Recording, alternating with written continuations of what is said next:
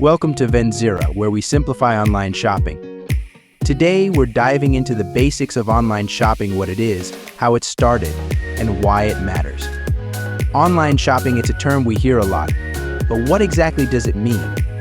Simply put, online shopping is the act of purchasing goods or services over the internet. It's a convenient way to shop, right from the comfort of your home. Online shopping started in the late 90s with the rise of the internet. Websites like Amazon and eBay were pioneers, transforming the retail landscape. Today, almost anything can be bought online, from groceries to gadgets, fashion to furniture.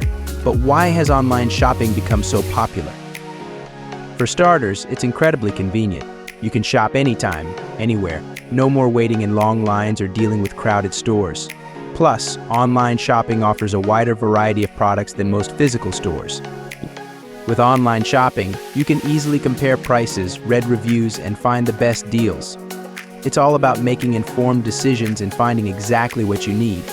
Online shopping isn't just about convenience, it's about empowerment. It gives you the freedom to shop your way, on your terms.